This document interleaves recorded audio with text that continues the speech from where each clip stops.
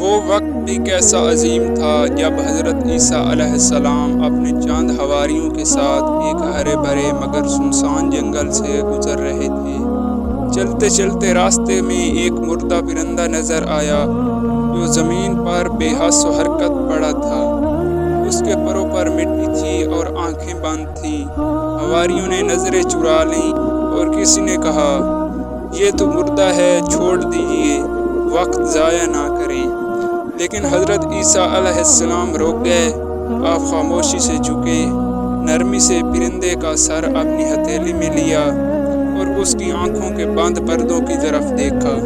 پھر آپ نے آسمان کی طرف نگاہ کی اور نہایت محبت سے پرندے سے مخاطب ہو کر فرمایا، اے پرندے، کیا تو اس رب کو پہچانتا ہے جو بغیر آواز سن لیتا ہے، جو مردہ جسم میں بھی زندگی کی چنگاری رکھتا ہے؟ کیا تو اسے جانتا ہے جس کے حکم سے روحیں واپس آتی ہیں؟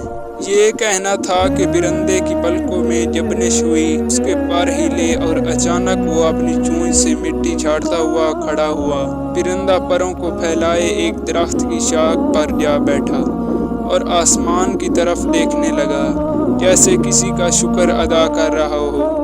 ایک حواری نے تعجب سے پوچھا، یا عیسیٰ، کیا یہ رب کا معجزہ تھا؟ حضرت عیسیٰ علیہ السلام نے نرمی سے جواب دیا، یہ معجزہ نہیں، رب کا ایک پیغام ہے۔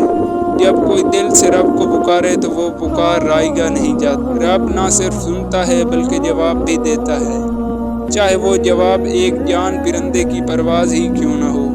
پھر آپ نے فرمایا، رب کے حکم کو وہی سنتا ہے جس کا دل زندہ ہو۔